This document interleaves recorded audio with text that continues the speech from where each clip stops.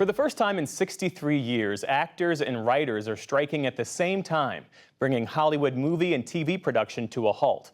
The Writers Guild has been on strike since May, and SAG-AFTRA, the union representing TV and film actors, joined them last week after negotiations with studios broke off. Two of the key issues at the center of these strikes: how streaming and artificial intelligence are upending the industry, affecting income and profits. We should note the NewsHour is in active negotiations with SAG-AFTRA to represent some of the editorial staff. Broadcast journalists are not covered by the same contract as the actors in SAG-AFTRA, currently on strike. Let's turn now to Fran Drescher, president of SAG-AFTRA, who joins us now. Welcome to the NewsHour. Thank you. Thank you so much. I am a proud supporter of PBS and very happy to be here. Well, we appreciate that. Major Actors Guild strikes are fairly rare, especially recently. And looking back at the contract that was ratified in 2020 by SAG-AFTRA, it was approved by nearly 75% of the voting membership. There were wage increases, there were improved residuals or continued payments for video streaming.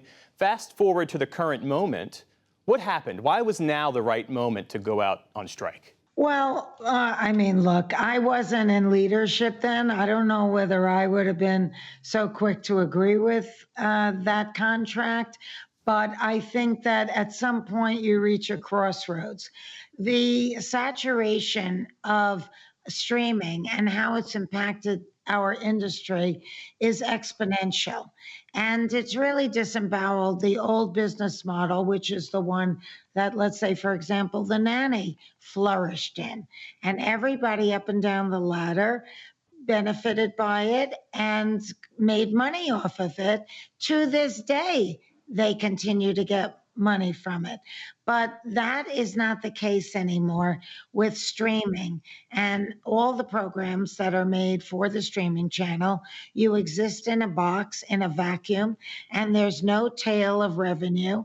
And our revenue sharing that was established in 1963 or 1960, when we had the big strike with the WGA and Ronald Reagan was president of SAG, that business model was predicated off of television that ran as long as there were eyeballs and ad dollars.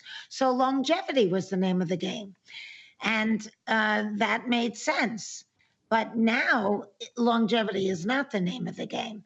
Seasons are very short, 3 to 4 maybe, and then it's over.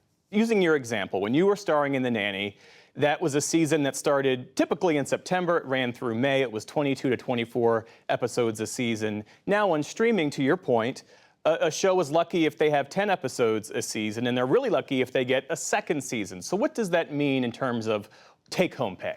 You can't make a living. The economics have been changed so dramatically that we have to move over into the pocket where the money is. We have to follow the money. But even within the old structure, even within people working in these limited series, they don't want to raise minimums. So they're expecting my members who earn minimums on their performance to earn less than they did in real money in 2020 all the way through to 2026. They refuse to give us what the economy demands. Most other labor unions get cost of living raises.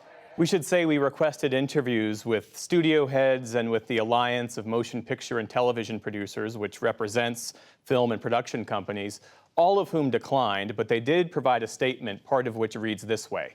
The deal that SAG-AFTRA walked away from on July 12th is worth more than $1 billion in wage increases, pension and health contributions, and residual increases, and includes first-of-their-kind protections over its 3-year term, including expressly with respect to AI, or artificial intelligence.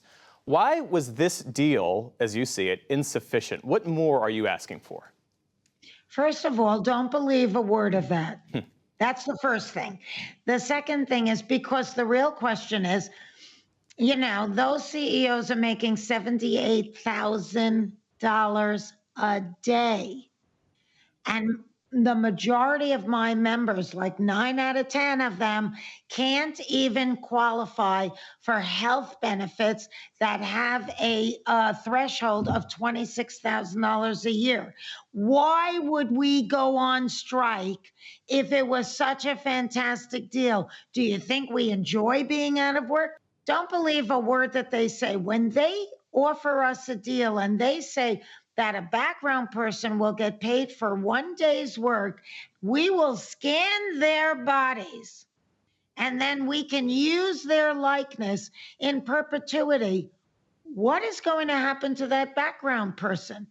He's out of work. He's been replaced by AI. That is unacceptable. That's a deal breaker. You know the position of the studio chiefs, to include Bob Iger, CEO of Disney, which owns ABC, a number of cable networks and streaming platforms. He makes the case that the union isn't being realistic. And he does have a point that the business has changed. Linear TV is flatlining. Streaming platforms are not profitable across the board. Viewership habits have changed.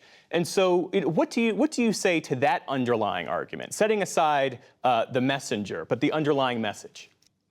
First of all, how do you insult me by saying they're not profitable when you're sitting there making $50 million a year?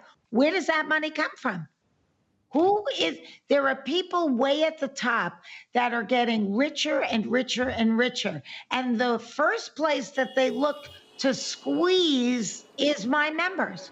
That's wrong. They have to change their culture. They have to start thinking we're in partnership with these people. Most SAG-AFTRA members, as you mentioned, don't make enough money to meet the SAG-AFTRA threshold to qualify for health insurance. Given that, how long can these folks stay out on the picket lines? How long will this go? You know, they're the ones that gave a historic strike authorization vote, 97.91%. That's how upset they are. That's how marginalized they feel and disrespected. Listen, most of my members are used to working other jobs. And if we have to, we will. I don't know what they're going to do without us, but we could survive without them if we have to. Because at some point, you have to say no. Fran Drescher is the president of SAG-AFTRA. Thank you so much for your time and for your insights. We appreciate it. Thank you. My pleasure.